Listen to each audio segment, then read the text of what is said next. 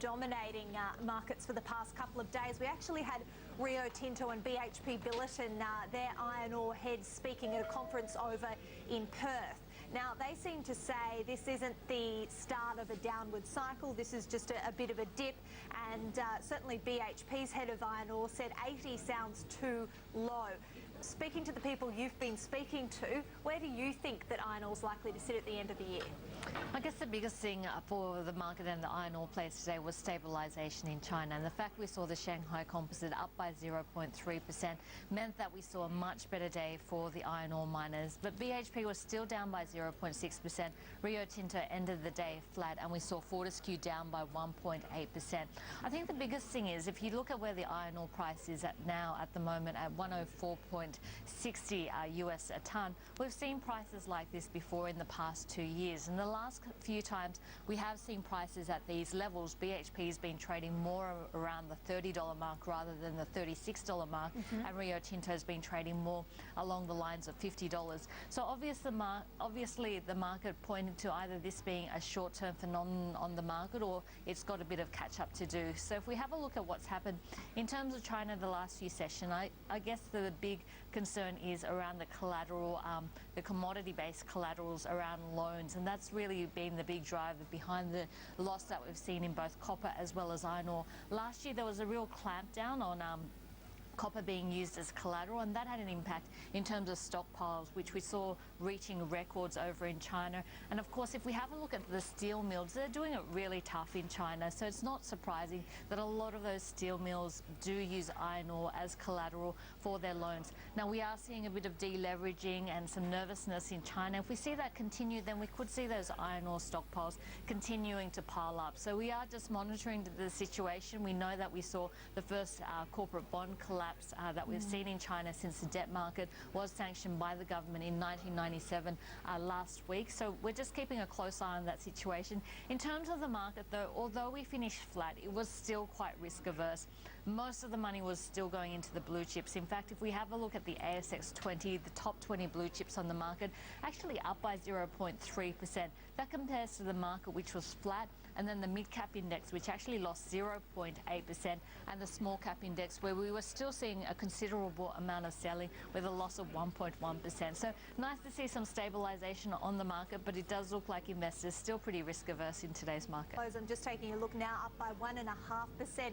Next best performer in that Big Four space was Commonwealth Bank, up 0.6%. So a positive reaction indeed. Julia, back to you, and let's move on to Lynas now, one of the worst performers on the market today. This is the rare earths miner over in Malaysia. It needs to raise cash, and the market today did not seem to like the sound of that.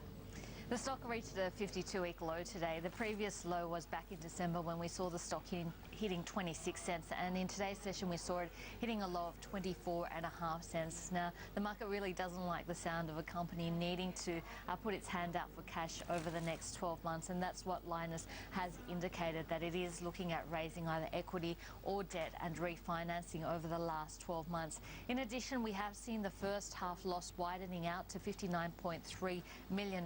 Now, we did see revenue of $14.6 million coming through, but that was offset by higher costs. We saw higher costs related to financing. We saw higher costs related to staff costs because they have been ramping up their advanced materials plant over in Malaysia, and of course the cost associated with that ramp up as well. The difficulty with Lynas is trying to predict the volumes and the prices that are going to come through in the next 12 months. Not even the company does give a guidance for the full year, so it is a difficult one to predict, and with a possible capital raising hanging over its head, unfortunately the market sold this one off quite severely today, by the end of the session down by 8.5%. On Oriton Group today, we learnt first half earnings they're going to be a little bit worse than expected, but they are still keeping their costs down.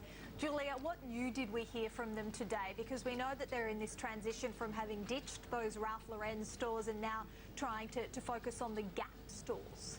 Well, they've lost the Ralph Lauren Polo licenses in Australia and New Zealand, and now they are looking at some new brands, Gap and the Brooks Brothers stores. But if we have a look at those two brands, there are startup costs involved there, and it's going to take a while before those brands contribute to earnings. Not only that, these two brands are unlikely to replace the loss of revenue revenue that we've seen from that Polo license. But if we have a look at Origin's results today, really no surprises coming through given the guidance that we saw back in February. However, some of the commentary is still indicating that it is a difficult environment. We saw decreasing margins as well as increased discounting, and it does look like competition is really quite fierce in this area. And if we have a look at where Origin competes, it does compete in around about that $300 to $400 range for handbags.